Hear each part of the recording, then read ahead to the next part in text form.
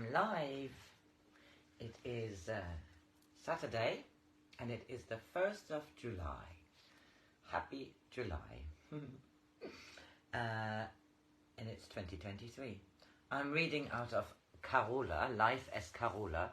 This is a life of Joan Grant.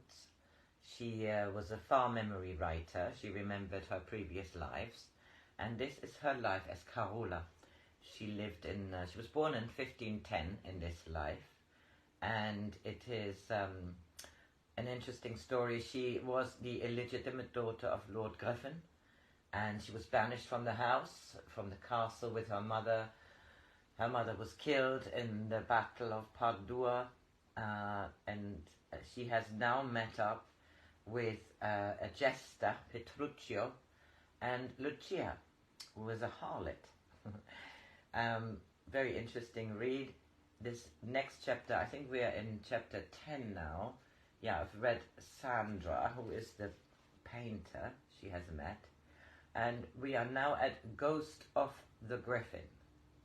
The landlord of the Inn of the Three Eagles shone with importance when he told us we had been summoned to play at the palazzo outside the village. I could see that in his eyes, instead of beggarly troop of wanderers, we had suddenly become artists of distinction. Artists unfortunately suffering poverty. Too often the twin sister of genius during those early struggles which the sleek jesters and musicians attached to a wealthy household like to recount to their less fortunate brethren. Even Bernard's belief in a brave and splendid future had begun to dim. But now he was as full of bombast as a barrel of new wine. He told Lucia and me that by Christmas we should be wearing fur-lined gowns and grumble at the jolting when we travelled in a coach. He put his beard in curling rags and spent the morning practising his feats of strength in the inn-yard. He had taken to wearing his hair in short curls after the statue of an athlete which he had seen in Florence. His skin was whiter than a fair woman's, and the hair, hard and metallic as gold wire, sprang arrogantly forth from his mighty chest. But his legs always looked too small for his huge arms and shoulders. He was shaped like the wedges that quarrymen drive into a flaw in the marble to split out the block. Lucia's excitement was clouded because she was discontented with her best dress. But after she held the crimson velvet over a steaming cauldron and caught up the pulled threads, I persuaded her that by candlelight no one would see that it was a little shabby. It was not the first palazzo we had played in, though it was by far the most splendid. We went there at 6 o'clock and were told to wait in the kitchen until we were summoned to give our performance. The kitchen was smaller than the one I had known as a child, but it was still more than 4 times as large as the main room of the tavern.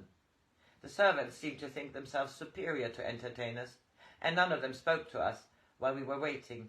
Even the man who came to bring us to the banqueting room did not deign to speak, but beckoned us as if we were a row of deaf mutes. We followed him along winding passages, whose flagstones were greasy with food spilt by years of hurrying table runners. All the rooms we passed through were very magnificent in the Florentine style.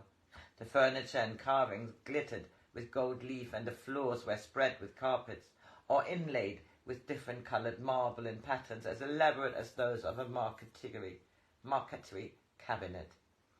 There was no plain surface where the eye could rest, for even the window shutters were painted with satyrs' masks or garlands of roses and laurel. One of the ceiling paintings was still unfinished. A plump goddess gazed at a lover who had not yet appeared, though where he should have been, a hand and shoulder were roughed in. The hand held a trident, so perhaps she was waiting for Neptune. About 30 men, seated at the long table in the banqueting hall, were seated. There were many courses in the kitchen still to be presented to them, but several of the guests were already far gone in wine. They took little notice of us when we entered, and even when Lucia began to sing, beyond a few careless glances, the company paid no attention to her. There was enough of the old Lucia in her for this to make her angry. She had been standing beside the musician's bench, but now she began to walk around the tables as she sang. From ballads she changed to tavern songs, rough and bawdy, and the men's interest began to quicken. When Bernard saw the look that Lucia was beginning to kindle in the men's eyes, he tried to distract their attention to himself. He staggered forward, carrying in each hand a sling, holding 3 cannon balls. It was the greatest weight which Bernard, or perhaps any strong man, had ever lifted. He waited for the applause, only the host looked at him and said, "Prodigious, prodigious," in a bored voice. When he first came in, I had noticed that one of the men was sprawled forward across the table. His face was hidden in his arms, and the breath whistled from his open mouth. Lucia seemed to have made a conquest of the man next to him. He was handsome enough, at least Lucia seems to think so, and when he pulled her down beside him, she only pretended to resist, and laughed as her gown slipped from her shoulder. Perhaps she thought that a noble should be allowed his pleasures, or she may have forgotten that Bernard was in the room. I noticed that a man sitting near the host was staring at me. I thought I must have seen him riding past in a procession, or perhaps played in a tavern where he had lodged, for his face had a vague familiarity. It was only when I heard someone call him Deccio, that I remembered him. It was he whose mockery had caused my father to brand me. I saw that he was puzzled, though he cannot have recognized me, for I had been a child then, but something in my face must have served to bridge the 10 years between this banquet and Orlanzo's. A man near him was telling his neighbour how his brother's life had been attempted by an assassin. Deccio interrupted them. "I can tell a stranger tale than that of an assassin. Mine is of an assassin who hid behind a tapestry. It is the tale of how I made Orlanzo of the Griffin acknowledge his bastard."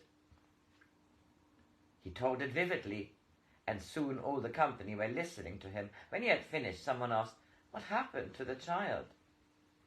Deccio flicked a crumb from his sleeve before continuing. "That is the squalid ending to a romantic story. The child's mother was a kitchen wench, and when Orlanzo went to Spain, she became the leman of one of the workmen he had sent to make the castle ready for his bride, and she followed the man back to his own country. I've heard that Orlanzo was in a fine wrath about it for a time. He even talked of sending horsemen after them, and having the Spaniard put to death for daring to steal away his child. I think he would have done so if Isabella had not persuaded him to show clemency. She was a pretty child with a high, proud spirit, curious when her mother was a strumpet.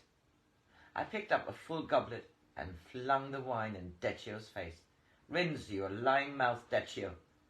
Everyone was still with amazement, as if half-eaten sucking pigs had got up from its gold dish and run squealing along the table.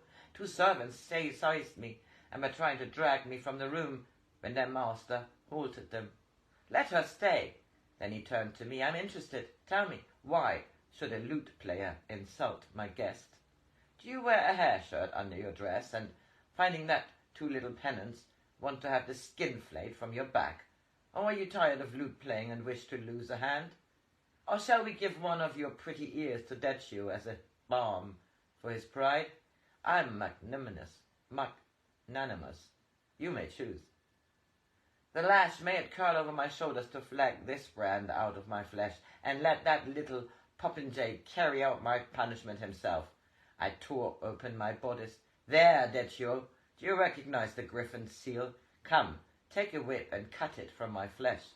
It will make a prettier ending for your story than the lies you have invented around my mother's name." Lucia was staring at me, her mouth half open in horror. She tried to climb off the cushioned bench and knocked against the man who was asleep. His head rolled from the shelter of his arm. There was a pool of black vomit by his mouth. At a sign from the steward, 2 of the servants went to pick him up. When they saw his face, there was a cry. The pox! The servants would let him fall, but they dared not, and they carried him from the room. I spoke to Deccio again. "You have 2 uninvited guests at your table, a ghost of the Griffin and a pestilence. I'm waiting, Deccio. Have you forgotten that you are to flog me?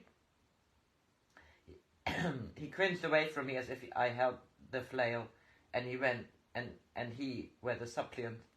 Send her away, send them all away. The Griffins broad are in league with Satan. If we lift a hand against her, we shall all die of the pestilence. Go, go. He threw me a purse of gold. Call off your familiars. Don't send the pox to revenge you. You need not fear me, Deccio, for though I am of the Griffin's blood, my mother watches over me from heaven. As I slowly walked out of the room, Lucia ran back to pick up the purse which I had left where it had fallen. When we passed through the kitchen on our way out of the palace, we saw that the servants had already heard of the pestilence, for they shrank from us. Late that night a messenger rode into the inn-yard. There was a packet for me. In it there was a sheet of paper and a ring. On the ring was carved the arms of the Griffin with a bar sinister, the arms that I had seen in the picture in the long gallery, the arms of my great-great-uncle, who had also been a bastard. With the ring was a letter. I, the grandson of the bastard of the Griffin, salute another of my kindred. If you take this ring to the house of the White Sisters, a league beyond the town of Perugia, they will give you sanctuary, for the benefactress is a kinswoman of our blood. I never knew which of the company had sent it to me. I wore the ring on a cord around my neck and never told Bernard or Lucia that I possessed it. Nor did I tell Petruccio, for I was afraid he would try to persuade me to go into the convent. I kept the ring, for the word sanctuary had a kindly sound.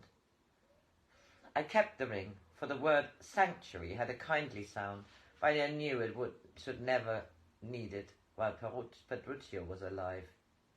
With some of Deccio's money I bought 2 riding jennets, so that we should all be mounted, and the rest of it was divided among us, 5 gold pieces to each. I sewed 3 of my coins into my dress, for I had known too often what it felt like to go hungry, because we believed overmuch in the future. The landlord was angry and suspicious when he knew we were leaving so hurriedly. He must have thought that when the news that we played at the palazzo spread through the town, people would flock to his inn to hear us. He tried us to prevent going by demanding that we stayed there till Bernard had paid all the money he owed. I have seldom seen a man look more surprised than did that innkeeper when Bernard threw him 2 gold pieces as carelessly as if he were a rich merchant throwing a lead token to a beggar. We left the town long before midday. Instead of taking the high road, we crossed the open country on bypaths, and for the first 3 days stopped at no house or inn. For I did not trust Deccio. I thought he would soon be ashamed of his fear and perhaps send his servants after us to accuse us of theft. It would be so easy for him to deny giving me the gold, and the truth of a strolling players weighs nothing against the lie of a noble. Bernard sang as he rode. He was full of confidence. He was already famous. Already cardinals and princes quarrelled amongst themselves over who should have Bernard, the strongest man, in his train.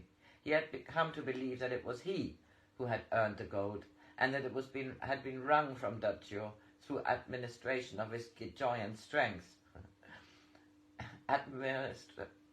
Admiration for his giant strength. We decided to go on until we came to a big town, for now that we could afford to lodge at a good inn, it would be easier to persuade a prosperous landlord, in Bernard's words, to let us honour him by entertaining his guests.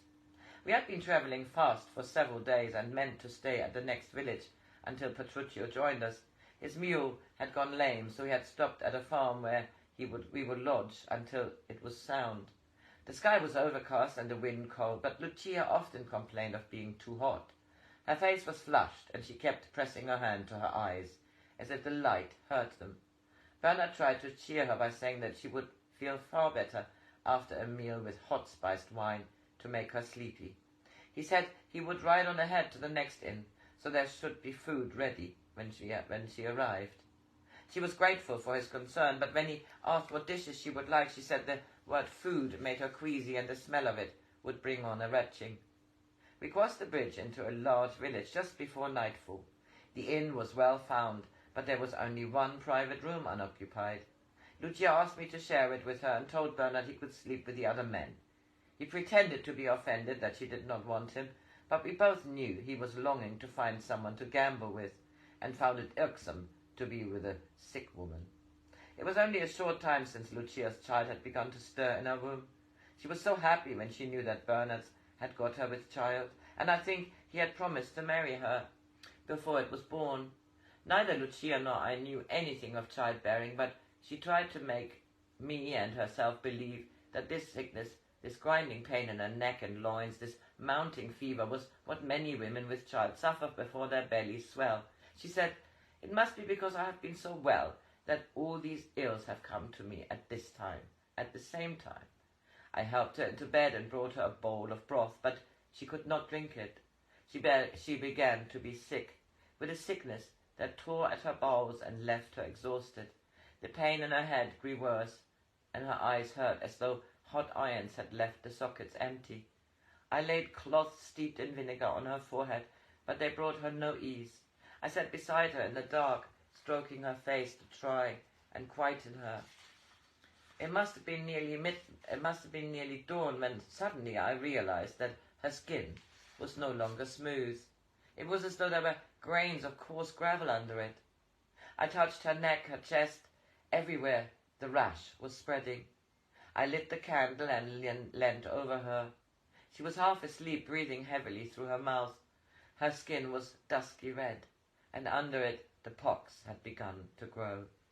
I stood quite still while my thoughts ran back and forth like a hare caused by greyhounds. If they discover that Lucia has the pox, she will be turned away from the inn. It is her only chance to be kept warm and quiet. It would kill her to go into the cold air. Is there a physician in the village? What use, if there is?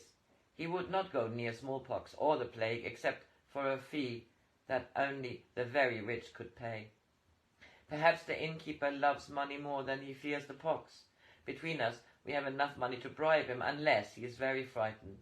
I will promise him that I will stay shut in with Lucia. No one need come into our room.